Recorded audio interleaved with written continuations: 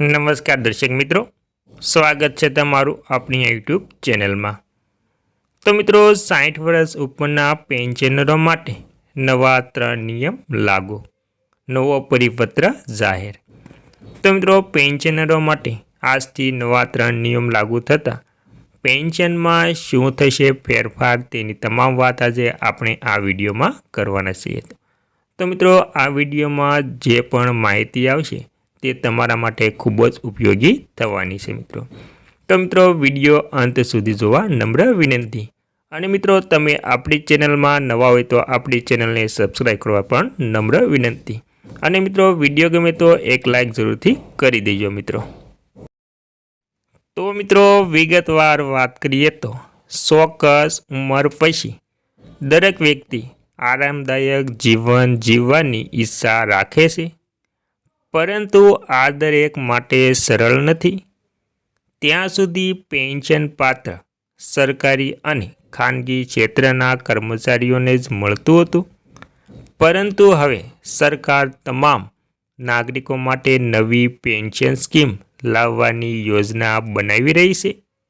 આ માટે સરકાર યુનિવર્સલ પેન્શન સ્કીમ લાવવાની યોજના બનાવી રહી છે।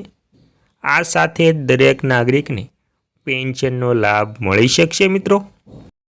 અને મિત્રો ત્યારબાદ વાત કરીએ તો અન્ય પેન્શન યોજનાને મર્જ કરવાનો પ્લાન। તો મિત્રો હાલમાં ચાલી રહેલી અન્ય પેન્શન યોજનાને તેમાં મર્જ કરી શકાય છે। તેનો ઉદ્દેશ્ય દેશના દરેક વ્યક્તિને વૃદ્ધાવસ્થામાં નાણાકીય સુરક્ષા પ્રદાન કરવાનો છે। ઇકોનોમિક ટાઈમ્સ એટલે કે ઇટીના અહેવાલ મુજબ શ્રમ અને રોજગાર મંત્રાલય આ સ્કીમની તૈયાર અંગે ચર્ચા કરી રહ્યા છે। એક અધિકારીએ જણાવ્યું હતું કે આ યોજના સંપૂર્ણપણે સ્વૈચ્છિક અને યોગદાન આપનારી છે। તેણે કોઈ નોકરી સાથે જોડવામાં આવશે નહીં, તેથી કોઈ પણ વ્યક્તિ તેમાં યોગદાન આપી શકે છે અને પેન્શન લઈ શકે છે। અને મિત્રો પેન્શનરોને ઈપીએફઓ હેઠળ લાવવાનો પ્લાન। કર્મચારી ભવિષ્ય નિધિ સંગઠન આ યોજના માટે બ્લુપ્રિન્ટ તૈયાર કરી રહી છે। એકવાર જ્યારે યોજનાનો ડ્રાફ્ટ એટલે કે ડ્રાફ્ટ તૈયાર થઈ જશે તો સરકાર તેને લાગુ કરવા માટે તમામ સંબંધિત પક્ષો સાથે ચર્ચા કરશે। સરકાર આ યોજનાને ઈપીએફઓ હેઠળ લાવવાનો પ્લાન બનાવી રહી છે મિત્રો।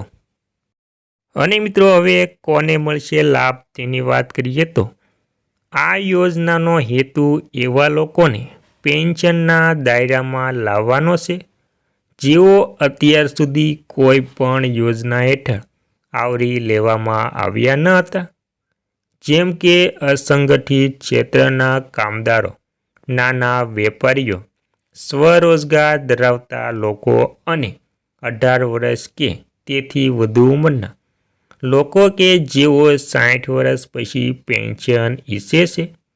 નવી પેન્શન યોજના તરફ વધુ લોકોને આકર્ષવા માટે સરકાર કેટલીક વર્તમાન યોજનાને તેમાં સામેલ કરી શકે છે। તેનાથી લોકોને વધુ લાભ મળશે અને પેન્શન યોજના લાગુ કરવામાં સરળતા રહેશે મિત્રો। અને મિત્રો આ યોજનાને મર્જ કરવાની તૈયારી। હાલમાં પ્રધાનમંત્રી શ્રમયોગી મનધન એટલે કે માનધન યોજના PMSYM અને national pension scheme for traders and self employed એટલે કે NSE ટ્રેડર હેઠળ 60 વર્ષની ઉંમર પછી દર મહિને ₹3000નું પેન્શન ઉપલબ્ધ છે। આ દર મહિને ₹55 થી ₹200 સુધીનું રોકાણ કરવું પડશે। તે કોઈ પણ વ્યક્તિની ઉંમર પર આધાર રાખે છે।